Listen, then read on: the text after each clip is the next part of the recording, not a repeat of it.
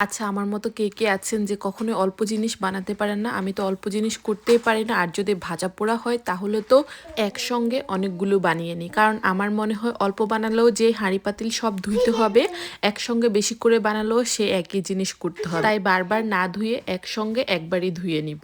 আবার মনে হয় যে অল্প করে বানালে যেগুলি বানাবো সেগুলি তো আজকে খেয়ে নিলে শেষ হয়ে যাবে। পরবর্তীতে আবার কই পাবো? অনেক কিছু চিন্তা করে আমি একসঙ্গে অনেকগুলো বানিয়ে নিই। আজকে বানাচ্ছি সিঙ্গারা। দেখে বুঝতে পারছেন কতগুলো বানিয়ে নিচ্ছি। আন্দাজও করতে পারিনি যে এতগুলো হবে। পরে যে পরিমাণ আটা করেছি তাতে হয়নি। পরবর্তীতে আবারও আটা করে মানে সিঙ্গারার যে খামিরটা বানায় সেই খামিরটা বানিয়ে তারপর আবারও সিঙ্গারা বানিয়ে নিয়েছি।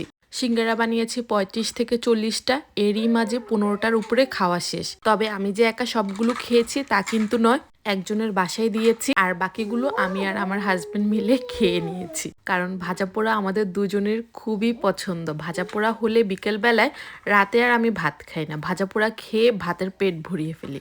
আর অল্প কিছু আছে সেগুলি রেখে দিয়েছি, কারণ 2 দিন পরে আমাদের একটা পার্টি আছে, সেখানে নিয়ে যাব।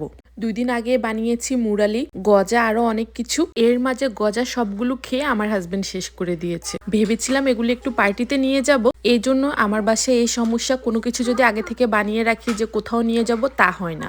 ওই যেদিন যাব তার একদিন আগে বানালে তাও কিছুটা থাকে, আর যদি কয়েকদিন আগে বানাই আমরা দুজন খেয়ে শেষ করে ফেলি।